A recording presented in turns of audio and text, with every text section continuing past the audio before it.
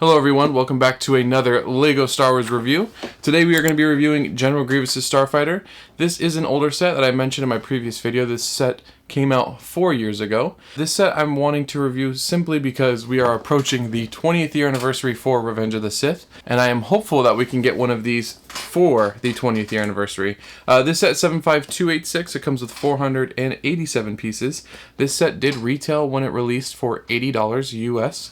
Now it's going to probably run you anywhere from $80 to $120. I got this used, which is why I'm probably not going to show an unboxing, and I'll go over that in the time lapse, but I will be showing you a review of the entire set along with the minifigures.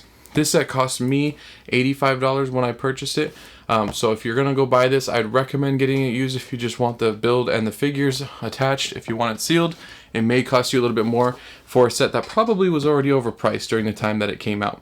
So without further ado, let's go ahead and dive right into the build.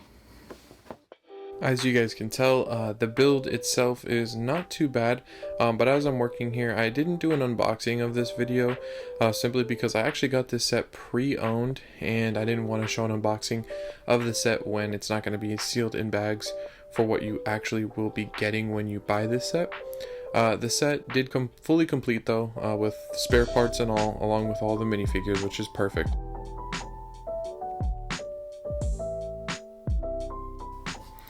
Alrighty guys, so as you can see here, we have finished the build, and before I dive into the ship itself, I want to go over the minifigures. First, we're going to go right over the 212th Airborne that was included in this set back when it released. This set did release, like I said, 4 years ago, so it is retired now. If you wanted to purchase it, this would be a purchase that needed to be made on eBay, Bricklink, or any other third-party service if somebody is selling it, also local brick and mortar shops. This set did retail for $79.99 US when it released, so $80. I do think that the price here is a little steep, and we'll get into that in just a moment here. But first, the figure that was included, one of the figures that was included is this 212th Airborne Trooper. The 212th Airborne Trooper is great. This is actually the last figure that LEGO gave us that comma on, or waist cape. Unfortunately, we do miss those severely. I miss having those on minifigures. It looks great here, and I think this minifigure looks great. Hence the reason why it's $60. That's mainly why I believe that this figure is $60, simply because the waist cape was on this figure back then. This figure does have the knee pads, one coloring orange and white, also with the feet printing here. Chest printing for that nice bandolier on the side here, and then the helmet, of course, the airborne helmet.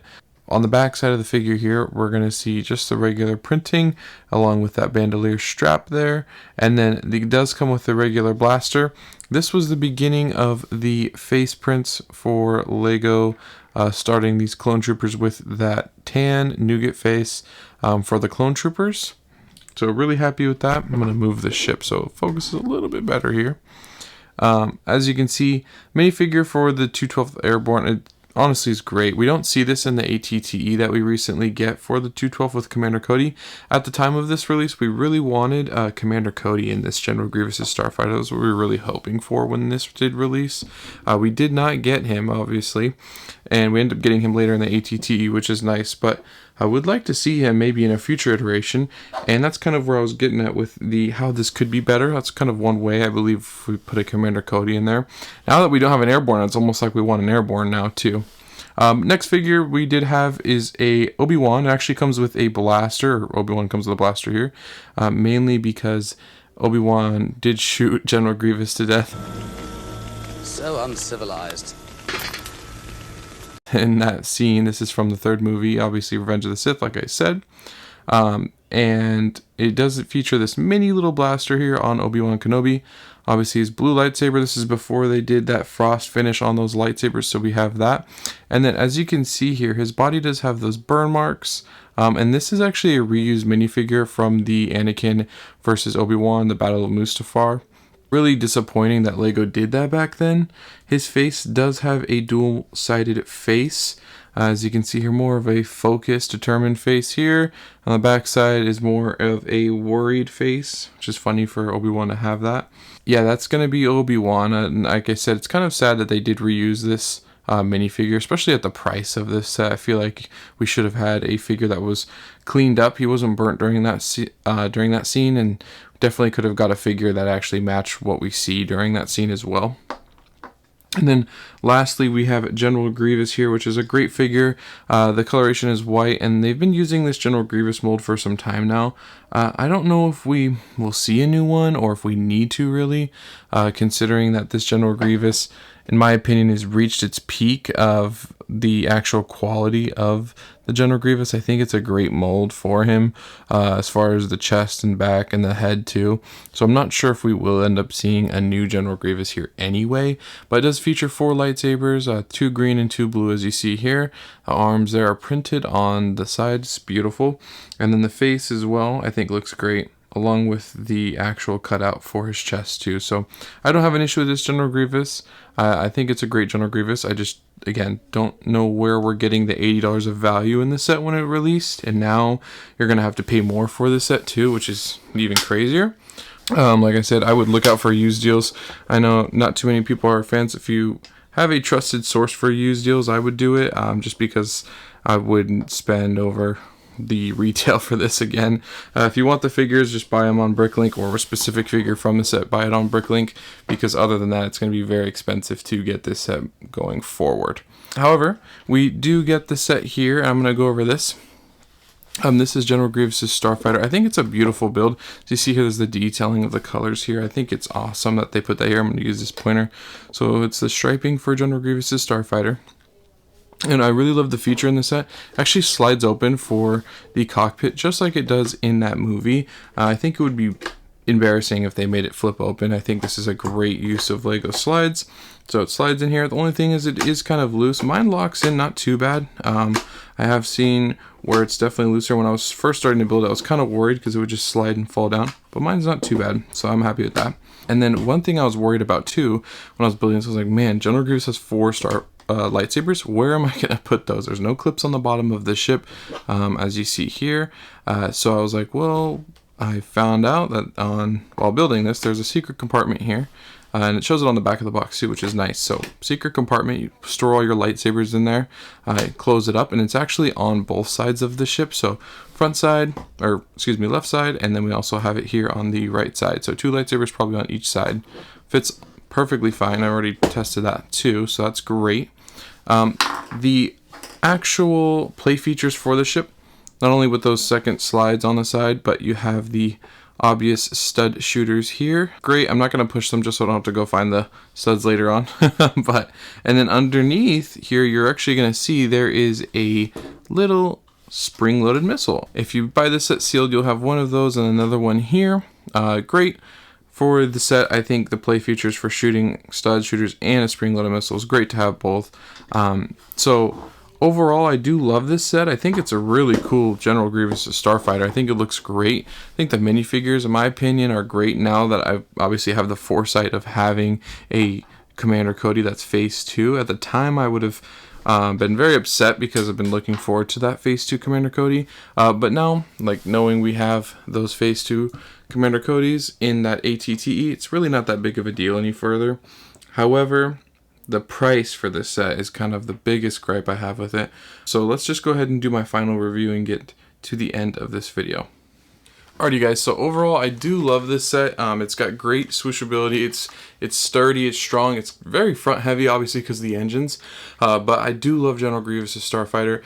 I've really wanted one of these in my own collection, so that's why I went out and got a used one, even though it is a little bit expensive for a set. I do think the price range for this set when it released 4 years ago is terrible. I do think if we do get a new one in 2025, this price should be around $60, maybe $55, kind of like what we get with the Tantive Hallway right now. That's a great price range for a set like this. Similar piece count. It's 487 pieces for this, so 3 minifigures obviously with General Grievous, Obi-Wan, and an Utapau Airborne Trooper. Those are great figures.